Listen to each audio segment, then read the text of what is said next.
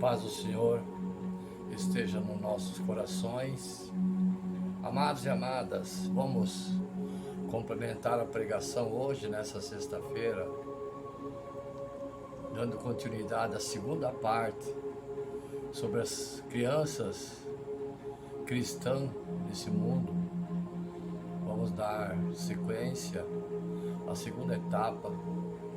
Esperamos que o Divino Espírito Santo de Deus, que não está sobre nós hoje, está presente sim, mas não está com a sua luz. Mas de qualquer forma vamos nos resignar, pois somos servos do Senhor. Dirija sua pregação ao mundo, às crianças abandonadas, aos fiéis da palavra que me acompanham, às servas do Senhor que me acompanham da Igreja Novo Reino de Deus, no qual mais de 85 mil almas acompanham essa pregação, aproximadamente. Pode ser bem mais, mas de qualquer forma vamos dar sequência na palavra que o Senhor Deus, Pai, Criador do céu e da terra, quer dirigir a nós, seus anseios nesse momento, usando esse servo com a divina luz do Divino Espírito Santo de Deus, que ilumine a minha mente, que ilumine e desça sobre nós, para que nós possamos entender os seus desígnios, pela palavra dita por esse servo, que o sangue de Jesus derramado na cruz abençoe o corpo, a alma e o espírito de todos aqui presentes e repreenda todo o mal que está sob o jugo, expulsando o demônio para as prisões do inferno, que é lá o seu lugar, em nome de Jesus. Vamos dar sequência então, amados e amadas, sobre os filhos, sobre a doutrina, sobre a pregação do Evangelho, sobre a luz que não seja trevas. Em Lucas capítulo 11, verso 36, repara, pois, que a luz que há em ti não sejam trevas. Meu filhinho amado, na fé, amado do Senhor, pedra que vive, eleito de Deus. Quando o Senhor, Salvador, Jesus Cristo manifestou soberanamente em nossas vidas e nos fez ouvir a palavra da verdade, o Evangelho da nossa salvação,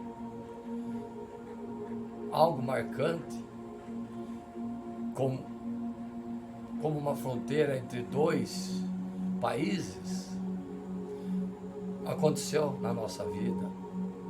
O Senhor nos tirou das trevas para a luz, do domínio do adversário, para o reino do Filho de Deus e o seu amor. A grande obra de Cristo, no momento da manifestação da salvação, fez com que não fôssemos mais prisioneiros das trevas, nem da obscuridade em que vivíamos antes de Jesus se manifestar em nossas vidas. Esse é um grande acontecimento. Passamos da morte para a vida, das trevas à luz, não entramos mais em juízo. Diz a palavra do Senhor, passamos a viver como filhos da luz. No livro Efésios capítulo 5, verso 8, o Senhor diz assim: pois outrora éreis das trevas, porém agora sois luz no Senhor, andai como filhos da luz. Portanto, meus filhos, na fé, diz o Senhor Pai, filhos da luz, não podemos mais tolerar trevas em nossas vidas, não toleramos mais o mundo e nem o pecado. Por isso é que Jesus pede que façamos um exame de consciência, rever nossos princípios, pedir perdão dos pecados. Em Lucas capítulo 11, verso 36, diz: repara, pois, que a luz que há em ti não sejam trevas. Vê bem, amados e amadas, Se Jesus pede que façamos esse autoexame de consciência, significa que é possível uma pessoa ser salva de repente? Sim. Começar a ser vulnerável, começar a ser ofuscada nas trevas, ofuscada por trevas. Todas as áreas da nossa vida devem ser submetidas a Deus, porque se existe alguma área fraca, alguma tolerância à vulnerabilidade, fraqueza, e se há vulnerabilidade, fraqueza, a brecha para o inimigo se instalar, fortaleza na nossa vida. Paulo escreve em Coríntios capítulo 2, Coríntios capítulo 10, versos 3 e 4, porque embora andando na carne, não militamos segundo a carne, porque as armas da nossa milícia não são carnais, e sim poderosas em Deus, para destruir fortaleza. Anulamos nós sofismas.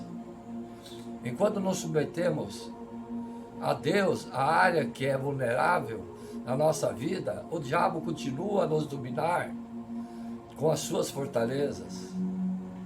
Tiago capítulo 4, verso 7, diz assim: sujeitai-vos, portanto, a Deus, mas resisti ao diabo, e ele fugirá de vós. Ora, o adversário, com seus ataques, só foge, ou deixa de ter qualquer possibilidade de prevalecer em você, de quem identifica as áreas frágeis da sua vida e a submeta a Deus. Tu precisa aprender, amado e amada, como com quem lutas diariamente. Quem é o teu maior inimigo? O nosso maior inimigo é a carne, o pecado. Aqui está a primeira revelação dessa passagem.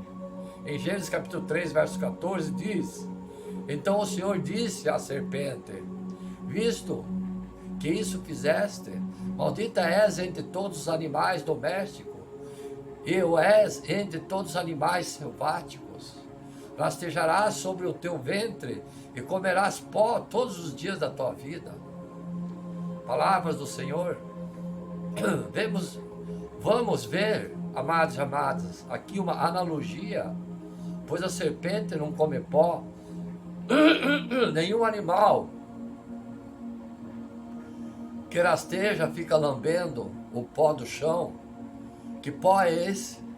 Em Gênesis capítulo 3, versos 17 e 19, o Senhor explica: e Adão disse: visto que atendesse a voz da tua mulher e comesse da árvore que eu te ordenara que não comesses, maldita é a terra por tua causa, em fadigas obterá delas o sustento durante os dias da tua vida.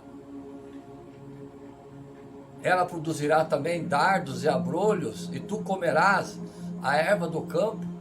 No suor do rosto comerá teu pão, até que tornes a terra, pois dela fostes formado, porque tu és pó, e do pó te tornarás. Aqui, amados e amadas, essa analogia, pois a serpente não come pó, nenhum animal que rasteja fica lambendo o pó do chão. Que pó é esse? Em Gênesis capítulo 3, versos 17 e 19, o Senhor explica: e Adão disse: visto que atendeste a voz da tua mulher e comesse da árvore que eu te ordenara que não comesses, maldita é a terra por tua causa, em fadigas obterás dela o sustento durante os dias da tua vida. Ela produzirá também dardos e abrolhos, e tu comerás a erva do campo.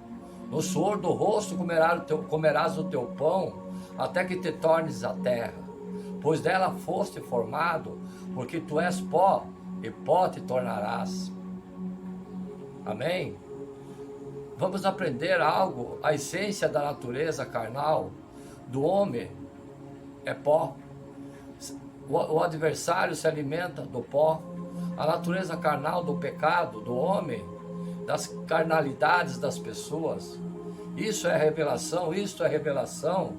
Portanto, a fonte dos nossos problemas não é o adversário, nem as pombas giras, mas sim a carne, o pecado.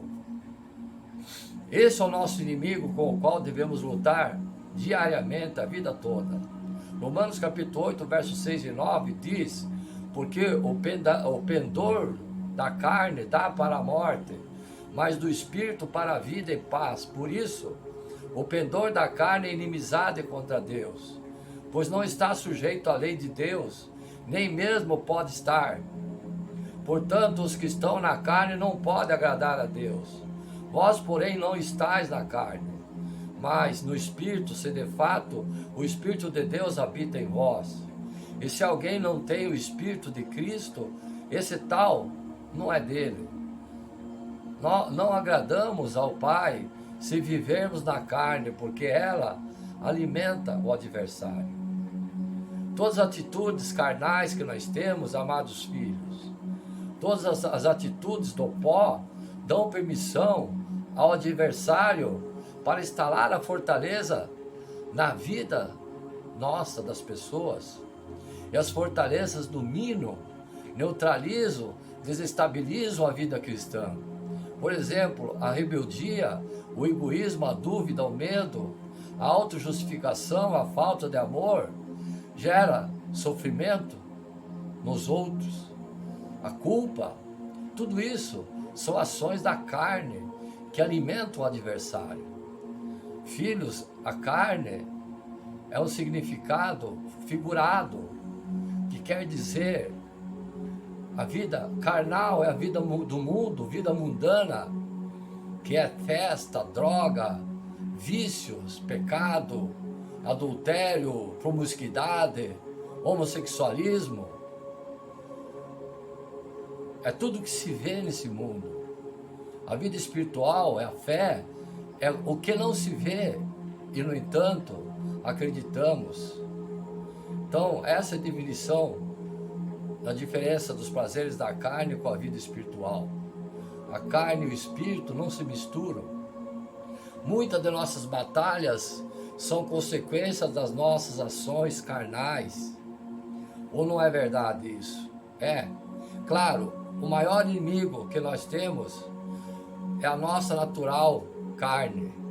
Por isso ela deve ser identificada e submetida todos os dias, corrigindo, orando, jejuando. Romanos capítulo 8 diz, verso 13: porque se viverdes segundo a carne, caminhais para a morte, mas se é pelo Espírito modificardes os feitos do corpo, certamente vivereis. Mortificamos os feitos do corpo pelo Espírito Santo, identificamos as áreas frágeis e batalhando em oração.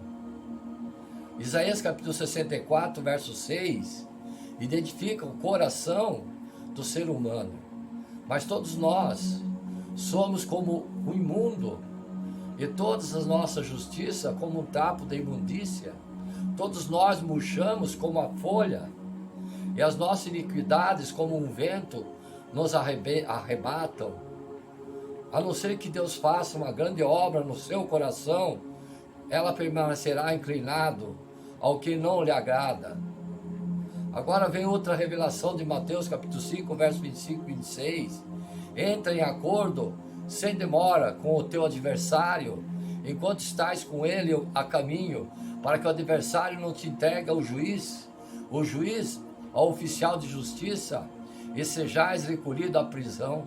Em verdade te digo, que não sairás daí, enquanto não pagares o último centavo. Qual é a revelação? Entra em acordo sem demora com o teu adversário. Ou seja, Jesus está dizendo, reconhece que quando o adversário te ataca em alguma área, é porque essa área precisa ser trabalhada. Então, quanto mais uma situação é apontada pelo adversário, tanto mais ela deve ser destruída. E essa situação deve ser batalhada sempre, corrigidas.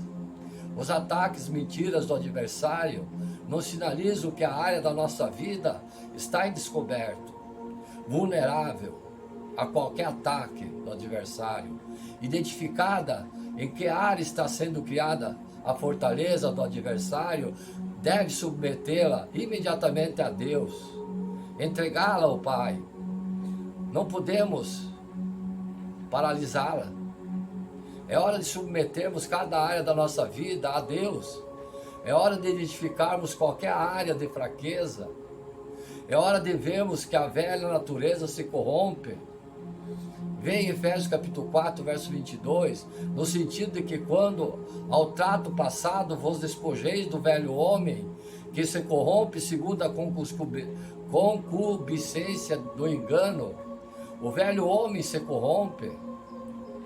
Se tu não está atento, amado e amada, se tu não te despojas, não identifica o que dizem, Deus, eu não vou aceitar a situação na minha vida. O adversário arma um circo à tua volta. Colossenses capítulo 3, versos 5 e 8 diz: fazei, pois, morrer a vossa natureza terrena.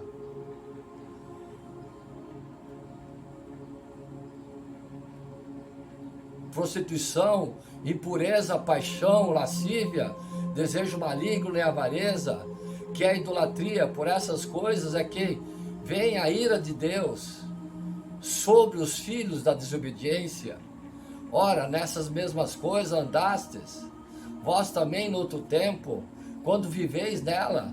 Agora, porém, despojai-vos igualmente de tudo isso: ira, indignação, maldade, maldicência, linguagem obscena do vosso falar. Não é Deus quem vai fazer morrer a natureza terrena, o pecado, os prazeres da carne. Devemos identificar quais são as áreas que estão enfraquecidas e depois fazê-las morrer, submetendo-as pelo conhecimento do Espírito Santo de Deus. Indignação, maldade, maledicência, linguagem obscena, mentira. Vê quantos são os detalhes que sinalizam quais as áreas de fraqueza que você tem na sua vida, filho. Colossenses capítulo 3, verso 9 e 10 diz: não mentais uns aos outros, uma vez que vos despistes do velho homem com os seus feitos e vos revestistes do novo homem, que se refaz para o pleno conhecimento, segundo a imagem daquele que o criou. O velho homem deve ser combatido. O que é o velho homem, filhos? O velho homem, quando você teve uma vida em pecado, promíscuo a prazeres da carne, e se converteu, se arrependeu, se batizou, deixou tudo, as porcarias lá para baixo, e se tornou um novo homem, se revestiu pelo poder do Divino Espírito Santo, certo? Em pleno conhecimento da doutrina de Deus, certo? Então você é um novo homem. Essa é a expressão que se usa. É uma pena quando vemos um cristão 5, 10 meses, 1 ano na obra de Deus, tendo os mesmos comportamentos do velho homem. Agora somos novas criaturas, depois da conversão, do entendimento, do relacionamento com Deus, você se tornou um novo homem, uma nova criatura. 1 Pedro capítulo 5, versos 5 e 6 explica: rogo igualmente aos jovens, sede submissos aos que são mais velhos, outros sim, no trato de uns com os outros, cingi-vos todo de humildade, porque Deus resiste aos soberbos, contudo, aos humildes concede a sua graça. Humilhai-vos, portanto, sob a poderosa mão de Deus, para que Ele, em tempo oportuno, vos exalte. Sê submisso àqueles que governam a tua alma, ao Espírito, às autoridades eclesiásticas. Não aceite espírito de rebeldia. Ninguém é rebelde sozinho, ninguém mente sozinho. Deus resiste ao soberbo, mas ao humilde Ele dá graça. Vale a pena entendermos que a humildade é a força de construirmos um muro espiritual que impede a contenda, a derrota e o retroceder. O que o inimigo mais quer ver, o adversário, na obra de Deus, é a pessoa retrocedendo, desanimando, voltando a práticas antigas, voltando atrás de toda a promessa que fez, desviando-se, afastando da vontade do Senhor. A maior vitória do adversário não é quando um crente fala um palavrão ou grita com a esposa ou com os filhos, mas quando ele volta a ser o velho homem, volta ao mundo do pecado. Oséias, capítulo 11, verso 7.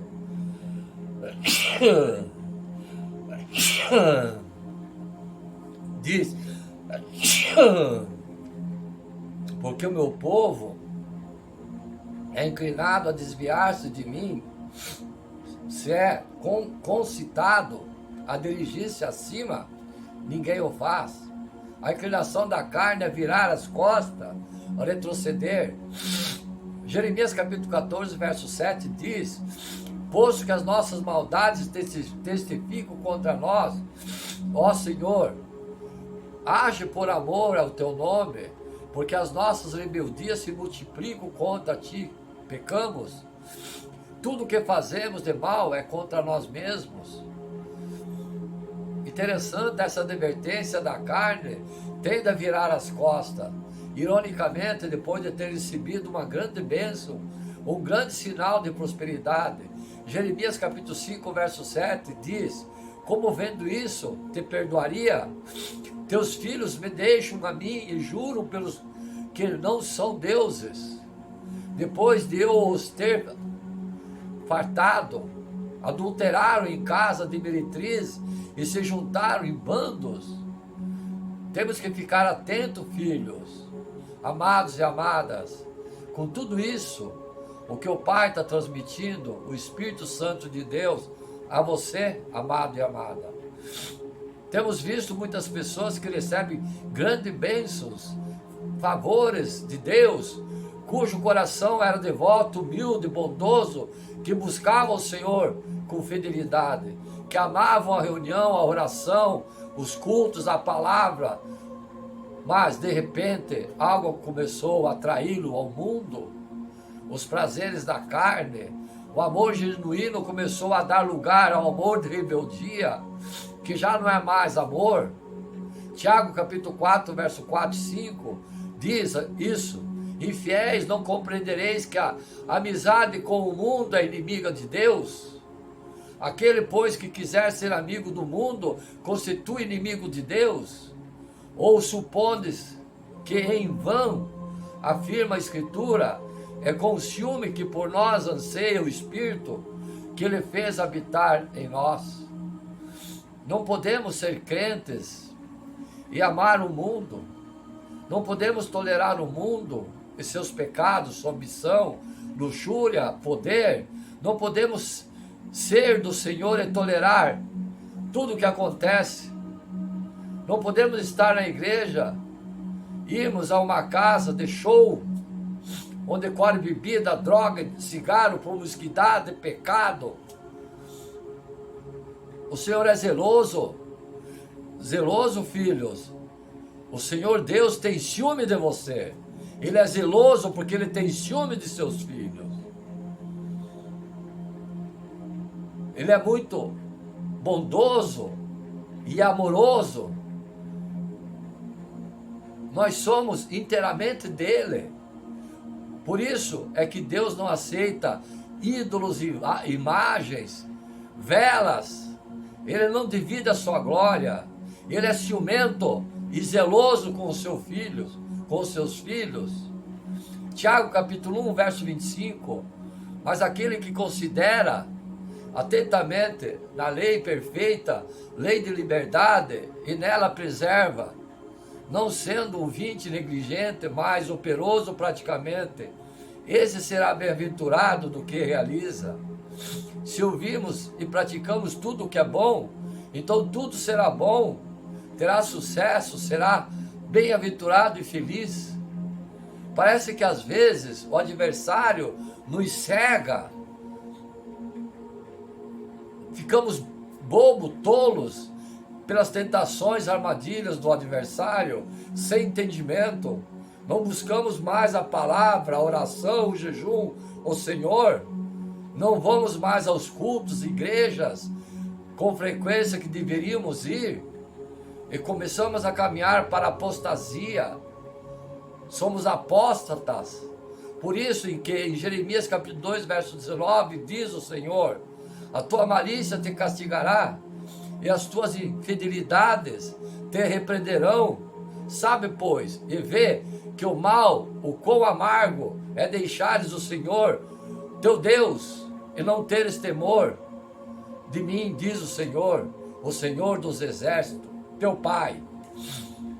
Todas as pessoas que a gente conhece, que se desviaram das igrejas, ficam más, amargas. A vida de um cristão é doce, se comparada com as maldades, ambições do mundo.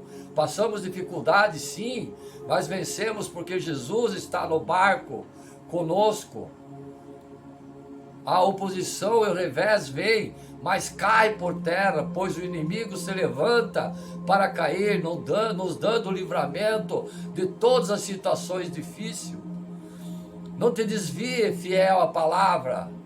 Servas do Senhor, amados e amadas da igreja, nunca te afastes. Não permitas um arrefecimento, pois é o sinal de que o adversário está tentando instalar uma fortaleza da sua parte mais fraca. Vigie. Diz Jeremias capítulo 2, verso 21. Eu mesmo te plantei como vide excelente, da semente mais pura, pois te tornaste para mim uma planta degenerada, como de vida brava. Porque alguém de repente, amados e amadas, se torna degenerado? Já vimos muitos exemplos. Porque o adversário semeia, se alimenta do pó e da fraqueza das pessoas e do pecado. Vamos conversar um pouco sobre retroceder, sobre ter uma vida má e amarga. Quando se desobedece ao Senhor, o que eu vou falar será um estímulo para nós mantermos firmes para aqueles que se desviam, que não seguiram as normas de Deus e agora a vida está amarga, má. Vamos falar aqui de um profeta de Deus que tentou fugir dos seus desígnios. O nome dele era Jonas, significa pomba. Em Jonas capítulo 1, verso 2 diz: Dispõe-te, vai à grande cidade de Nínive e clama contra ela, porque a sua malícia subiu até mim. Deus não dá instrução a ninguém que não seja íntimo com ele. Naquele momento o adversário lançou uma fortaleza na cabeça do profeta, o espírito de desobediência de Jonas. Diz Jonas capítulo 1, verso 3, Jonas se dispôs, mas para fugir da presença de Deus, para Tarsis, e tendo descido a Jope, achou um navio que ia para Tarsis. Pagou, pois, a sua passagem e embarcou nele, para ir com eles para Tarsis, para longe da presença do Senhor. Era o que ele achava, né? Olha só o que aconteceu com eles, amados e amadas. Com Jonas, capítulo 1, verso 4 e 5. Mas o Senhor lançou sobre o mar uma forte tempestade e fez no mar uma grande reviravolta. E o navio estava a ponto de se despedaçar. Então os marinheiros, cheios de medo, clamavam para cada um dos seus deuses e lançavam ao mar uma carga que estava no navio para aliviar o peso dela. Jonas, porém, havia descido no porão e, deitado, dormia profundamente. Quando a pessoa desobedece a Deus, filhos, amados e amadas, o diabo adormece. Ela dorme espiritualmente, não se percebe que já está no seu reino e nas suas mãos, do adversário. Todas as pessoas que desobedecem enfrentam ventos fortes e o mar brame e se agita. Diz em Jonas capítulo 1, verso 9 e 12, ele lhe respondeu: sou hebreu e temo ao Senhor, o Deus do céu, que fez o mar e a terra. Então os homens ficaram possuídos de grande temor e lhe disseram: o que é isso que fizeste? Pois sabiam os homens que ele fugia da presença do Senhor, porque ele o havia declarado. Disseram-lhe: que te faremos para que o mar nos acalme? Porque o mar se ia tornando cada vez mais furor, tempestade, tempestuoso. Responderam-lhe: tomai e lançai-me ao mar, e o mar se aquietará, porque eu sei que por minha causa vos sobreveio essa grande tempestade. Viram, amados e amadas? Estão vendo? Jonas estava desgastado. O fato de retroceder fez com que a sua consciência ficasse inquieta. Seu ministério estava arruinado naquele momento. A sua reputação estava destruída. Para ele não havia mais futuro. A única alternativa que restava era atirar-se ao mar. Todas as pessoas que se desviam da vontade de Deus, amados e amadas, não se desviam de Deus. Ninguém pode se desviar de Deus porque já está selado com o Espírito Santo. Agora, o rebelde se desvia de Deus, foge do chamado do Senhor, começa a viver muito desgastado pela culpa, pela ansiedade, pela tempestade que chega. Deus nunca permitiu que um filho se tornasse maldito, não pode. Ele já quebrou a maldição derramando o seu sangue na cruz do Calvário. Agora precisamos apreciar esses fatos muito importantes, amados e amadas. Quando alguém se desvia das diretrizes de Deus, quando alguém se deixa uma área, liberdade para que o adversário se alimente do pó, algumas coisas más acontecem. É perigoso ficar perto de uma pessoa assim.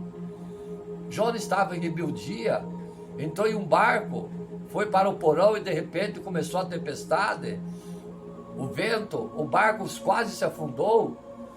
120 pessoas estavam para morrer por causa de uma dele. É muito perigoso ficar perto de um rebelde, viram? Ou de um desviado, porque ele não só traz problemas para ele, como para também a família, esposa, filhos, para o lar, para o trabalho, para a empresa, para todos que o cercam. A tempestade, quando se bate, ela bate em todo mundo que está perto, que anda com a pessoa que está ao seu lado rebelde. Quando a pessoa se desvia e dá asa ao adversário, se alimenta do pó da sua carne, deixando de cumprir aquilo que Deus enviou. Normalmente essa pessoa é repreendida pelo próprio mundo. Ora, ela já não é de lá. Se envolve com o mundo, ele a repreende. Vê, Jonas capítulo 1, verso 6. Chegou-se a ele o mestre do navio e lhe disse: que se passa contigo? Agarrado ao sono, levanta-te e invoca o teu Deus. Talvez assim, esse Deus se lembre de nós, para que não pereçamos, não morramos, não moremos. Um marinheiro pagão repreendeu o profeta de Deus. Sabe o que esse homem estava dizendo? Que tipo de crente tu és? Nós vamos todos sofrer por tua causa. Viram? Amados e amadas, o mundo nos odeia, repreende quem ele perdeu. O mundo nos perdeu. Nós não somos mais desse mundo. Deus nos tirou de lá das trevas, da obscuridade, nos trouxe para a luz, para a sua doutrina, a sua igreja. As nossas atitudes não podem ser mais mundanas como eram antes. Se entrarmos no esquema do mundo, o mundo nos repreende. Ser crente, hoje em dia, no trabalho, na família, no bairro, é o modelo de todo mundo. Lhe pede oração. Mas se ele se desvia da conduta de Deus, também é repreendido. Deixa de ser a âncora, o exemplo para a comunidade, para as pessoas, para os irmãos, e passa a ser um motivo de blasfêmia para Deus. Toda pessoa que se desvia do norte de Deus conhece o abismo profundo de Jonas. Capítulo 1, verso 17. Deparou o Senhor um grande peixe para que tragasse a Jonas. Esteve Jonas 3 dias e 3 noites no ventre do peixe. Quem foge de Deus nunca escapa de uma grande tempestade, de um grande abismo, de um grande distanciamento de Deus. Há uma crise de tristeza, desânimo e desalento. De Jonas, em capítulo 2, verso 6, desci os fundamentos do monte, desci a terra, cujos ferolhos correram sobre mim, para sempre, contudo, fizesse subir da sepultura a minha vida, ó Senhor meu Deus. A vida se tranca, o emprego, a tua vida, a família, amigos, familiares, parentes, a saúde, as finanças vão mal. É escuridão, desespero e angústia. Naturalmente que o Senhor tem uma missão, tinha uma missão para Jonas. Deus não deixa o filho morrer nas mãos do adversário. Ele dá condições. Uma coisa é certa, quando Deus tem uma obra para você, fiéis, amados e amadas, servas do Senhor, Ele não o substitui, Deus não troca. Quem manda é Deus, Ele é soberano. Jonas capítulo 2, verso 1 e 2 diz: então Jonas do ventre do peixe orou para o Senhor, seu Deus, e disse: na minha angústia clamei ao Senhor, Ele me respondeu, do ventre do abismo gritei, e tu ouviste minha voz. Talvez haja alguém neste momento, amados e amadas, ouvindo essa mensagem, no ventre de um peixe, no abismo da crise financeira, doença, droga, câncer, bebida, perversão sexual, prazeres da carne, o mundo. Se tu disseres, Deus, Ele vai te ouvir. Clame a Ele, jejue, ore, persevere. Na realidade, o que Deus queria era que Jonas voltasse ao primeiro amor, que voltasse à sua casa, que voltasse a confiar nele, que voltasse a orar, ser um servo correto, justo. Deus não desiste de você tão fácil. Deus não desistirá de nenhum dos seus filhos. Aleluia, aleluia, aleluia. Jonas capítulo 2, versos 7 e 9 diz: quando dentro de mim desfalecia a minha alma, eu me lembrei do Senhor, e subiu a ti a minha oração no teu santo templo. O que se entregam à idolatria vão, abandonam aquele que lhe é misericordioso. Mas com a voz do agradecimento, eu te oferecerei sacrifício, e o que voltei, pagarei. Ao Senhor pertence a minha salvação. Diz Jonas capítulo 3, verso 1 e 3, veio a palavra do Senhor, segunda vez, Jonas dizendo: dispõe-te, vai à grande cidade de Nínive, e proclama contra ela a mensagem que eu te digo. Levantou-se, pois, Jonas e foi a Nínive. Segundo a palavra do Senhor, ora Nínive, era cidade muito importante diante de Deus, e de 3 dias para percorrê-la. Jeremias capítulo 3, verso 20 e 22, diz: deveras como a mulher se aparta perfidamente do seu marido, assim como a perversidade teu houve comigo. Ó casal de Israel, diz o Senhor, nos lugares altos se ouviu uma voz, pranto, súplica dos filhos de Israel, porquanto perverteram o seu caminho e se esqueceram do Senhor, seu Deus. Voltai, ó filhos rebeldes, eu curarei as vossas dores e rebeliões. O sofrimento não é a perda da salvação, porque a salvação não se perde, é o sofrimento do mundo. Hebreus capítulo 10, verso 39, nós, porém, não somos dos que retrocedem para a perdição, somos, entretanto, da fé para a conservação da alma. Efésios capítulo 5, verso 14, pelo que diz: desperta, ó tu que dormes, levanta-te dentre os mortos, e Cristo te iluminará. Desperta, desperta. Efésios capítulo 5, verso 17, portanto, vede prudentemente como andais, não como nécios, e sim como sábios, remindo o tempo, porque os dias são maus. Por esta razão, não vos tornei insensatos, mas procurais compreender qual é a vontade do Senhor para você. A vontade de Deus é boa sempre para seu filho, agradável e perfeita, honesta, fiel e misericordiosa. Honra e glória, o teu Deus, amado e amada, Ele nunca irá te abandonar. Ele acumula bênção a você, basta pedir. Toda honra e toda glória ao nosso Deus, Pai onipotente eterno, teu Pai, meu Pai, nosso Pai. Vou seguir no segundo vídeo, amém?